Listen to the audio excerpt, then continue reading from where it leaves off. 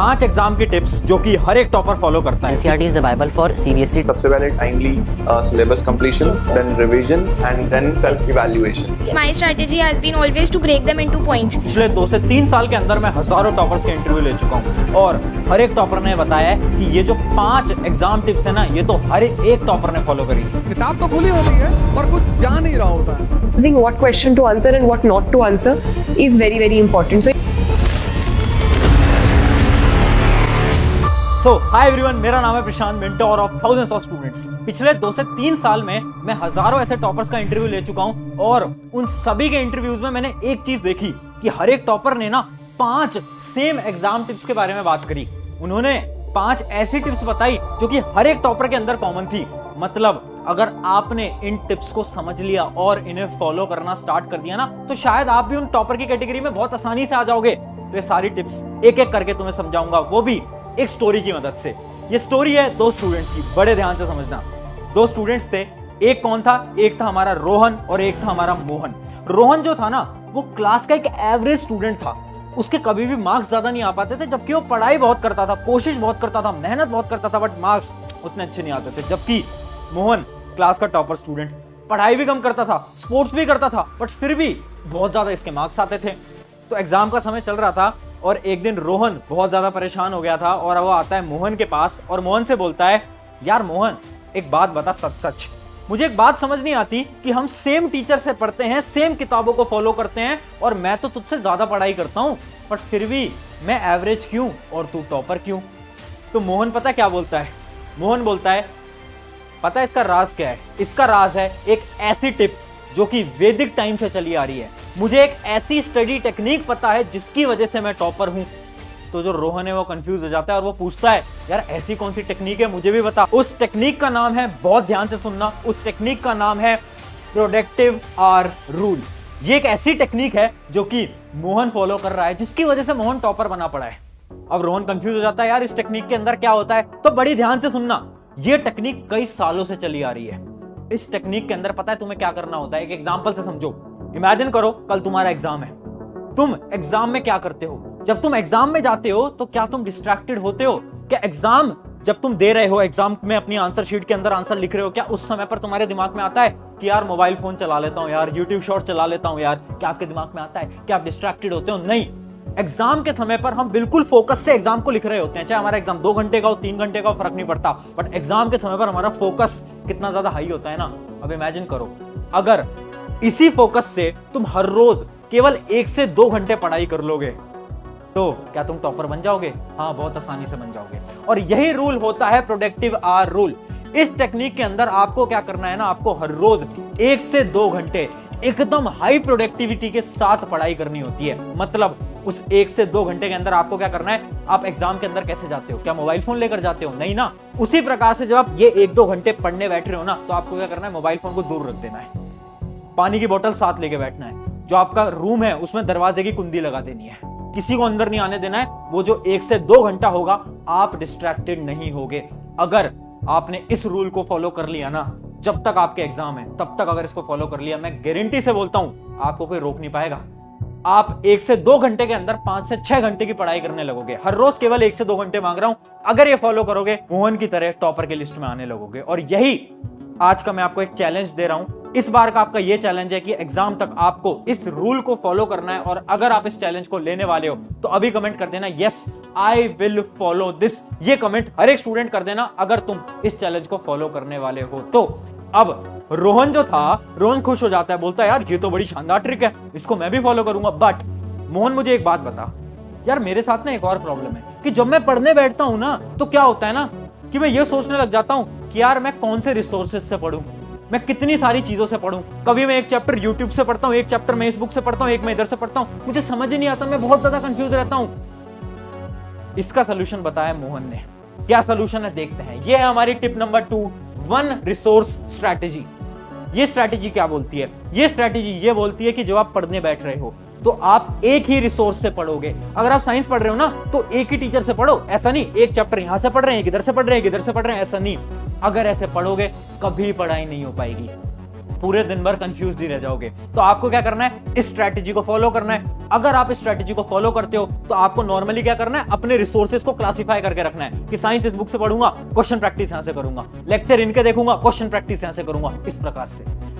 ये बहुत ज्यादा इंपॉर्टेंट चीज है। अगर आप इसको फॉलो करते हो तो आप भी मोहन की तरह टाइम मैनेजमेंट कर पाओगे। ये थी हमारी टिप नंबर 2।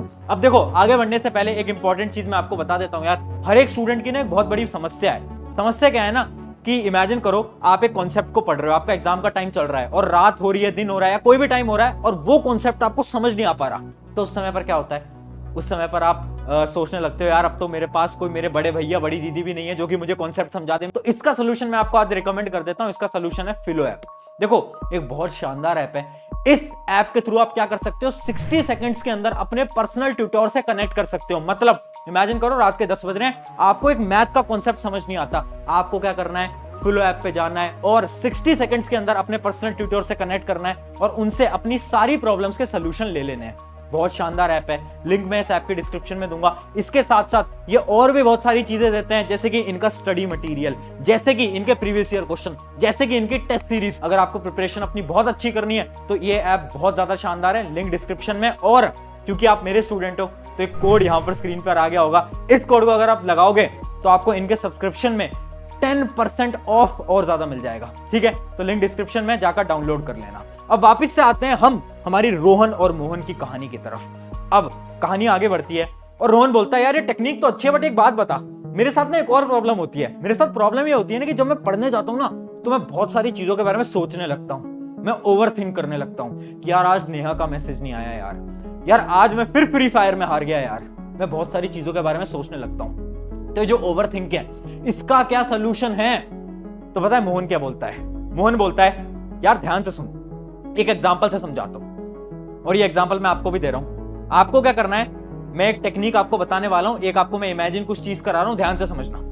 अगले 3 सेकंड के लिए आपको अपने माता पिता के बारे में नहीं सोचना है, आपको अपने पेरेंट्स के बारे में नहीं सोचना है। 1 2 3 क्या हुआ? जैसे ही मैंने बोला कि आपको अपने माता पिता के बारे में नहीं सोचना है, उस समय पर आपको अपने दिमाग के अंदर आपके पेरेंट्स की इमेज दिखने लगी होगी, दिखने लगी थी ना। जबकि मैंने तो आपसे ये बोला था कि आपको अपने पेरेंट्स के बारे में नहीं सोचना है, बट फिर भी आपने सोचा। क्यों? क्योंकि ऐसे ही आपका दिमाग काम करता है। जो चीज आप इस दिमाग को ना करने के लिए कहोगे ना, वही चीज ये दिमाग करने वाला है। आप इसको बोलोगे ना कि यार फ्री फायर मत खेल, ये वही करेगा। अगर आप इसको बोलोगे ओवर थिंकिंग मत कर, ये वही करेगा। और यही होती है ह्यूमन साइकोलॉजी। तो इसका क्या रिप्लाई है, इसका क्या आंसर है, ध्यान से समझना। ये जो समस्या है ना ओवर थिंकिंग की, इसका एक बड़ा ही सिंपल सा सोल्यूशन है। जब भी आप ओवर थिंक कर रहे हो, अपनी एक नोटबुक लेकर बैठो और उस पे जो जो चीजों के बारे में आप सोच रहे हो वो लिख दो। सिर्फ 5 मिनट लगेंगे, सिर्फ 5 मिनट लगेंगे। अगर आपने सारी चीजें लिख दी तो आपके दिमाग से वो सारी ओवर थिंकिंग चली जाएगी। बट अगर आपने खुद से बोला ना यार सोचना बंद करो और पढ़ाई करते हैं, आप कभी नहीं पढ़ पाओगे, कभी नहीं पढ़ पाओगे, क्योंकि ऐसे ही आपका दिमाग काम करता है। आपको क्या करना है, जितनी भी प्रॉब्लम है सारी लिख दो, उसके बाद पढ़ना स्टार्ट करो। देखना आप सारी चीजों के बारे में सोचना ही बंद कर दोगे। ट्राई करके देखना, बहुत ज्यादा इंपॉर्टेंट है। अब वापस से आते हैं स्टोरी की तरफ। अब बोलता है यार रोहन की यार ये तो बड़ी शानदार टेक्निक है मोहन, यार मजा आ गया टेक्निक सुन के तो। अच्छा एक बात और बता यार, जब मेरे एग्जाम्स पास आते हैं ना तो होता क्या है ना, मैं बहुत ज्यादा डिमोटिवेट हो जाता हूँ, क्योंकि मैं अपने दोस्तों को फोन करता हूँ और मैं उनसे बोलता हूँ यार तेरा कितना सिलेबस हुआ, तो वो बोलते हैं यार हम तो पूरा हो गया हमारा, तो हम तो रिवीजन कर रहे हैं, और उसके बाद मैं डिमोटिवेट हो जाता हूं। तो इसका क्या सोल्यूशन है? इसका सोल्यूशन देखते हैं। अगला हमारा पॉइंट है फेक फ्रेंड से बचो। ये है हमारी टिप नंबर 4। देख मोहन क्या बोलता है रोहन से कि भाई एक बात ध्यान से समझ लेना, ये जो दोस्ती होती है ना, ये एग्जाम से पहले और एग्जाम के बाद बहुत अच्छी लगती है, बट एग्जाम के दौरान अच्छी नहीं लगती। क्योंकि कुछ आपके ऐसे दोस्त होंगे जो कि आपसे ये बोलेंगे कि यार मेरा तो पूरा सिलेबस हो गया, जबकि उनका कुछ भी नहीं हुआ होता, बट फिर भी वो आपको डराने के लिए बोलते हैं। जबकि कुछ दोस्त आपसे ये बोलेंगे मैंने तो अभी पढ़ना ही शुरू नहीं करा। इससे क्या होगा, इसको आपको लगेगा कि यार कोई भी नहीं पढ़ रहा, मैं अकेला पढ़ के क्या करूंगा। दोनों ही फ्रेंड्स आपके लिए बेकार है। एग्जाम से पहले दोस्त से बात करो, बाद में बात करो, एग्जाम के दौरान सिर्फ और सिर्फ फोकस अपनी पढ़ाई पे करो। 10-15 दिन दोस्तों से थोड़ा दूर रहोगे, दिक्कत नहीं आएगी। सिर्फ दोस्तों से फोन करो सिर्फ ये पूछने के लिए कि इंपॉर्टेंट टॉपिक कौन सा है, बस। इसके अलावा कोई और बात नहीं करनी, इसके अलावा कुछ और नहीं पूछना। ये थी हमारी टिप नंबर 4, फेक फ्रेंड से बचना पड़ेगा। अब रोहन बहुत ज्यादा खुश हो जाता है और वो मोहन के पास आता है, यार क्या मस्त टेक्निक्स बताई हैं। अच्छा चल मेरा एक लास्ट डाउट बता दे। यार मेरे साथ क्या होता है ना कि जब मैं एग्जाम हॉल में जाकर बैठता हूँ ना, तो होता क्या है ना, मैं चीजों को भूलने लगता हूँ। मैं सब पढ़ के आया था, मैं सब याद करके आया था, बट एग्जाम हॉल के अंदर पता नहीं मुझे क्यों नहीं याद आ पाता। तो मोहन बोलता है यही डिफरेंस है एक एवरेज और एक टॉपर के बीच में। पढ़ के दोनों जाते हैं, बट एवरेज स्टूडेंट पेपर के प्रेशर की वजह से चीजों को याद नहीं कर पाते एग्जाम के दौरान, जबकि जो टॉपर स्टूडेंट है ना, वो भी उतने ही पढ़ के जा रहे हैं, बट वो सारी चीजों को अपने दिमाग के अंदर मेमोराइज करके पेपर के अंदर अच्छी तरीके से लिख कर आते हैं।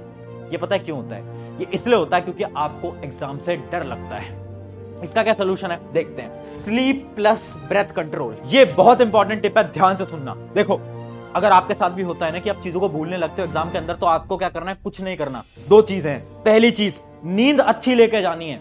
अगर आप नींद नहीं लोगे, चीजें याद नहीं हो पाएंगी, आपका दिमाग अच्छे से काम नहीं कर पाएगा, ठीक है।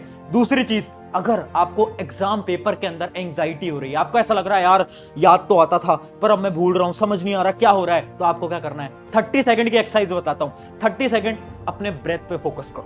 30 सेकंड आंख बंद कर लेना एग्जाम हॉल के अंदर, और क्या करना है?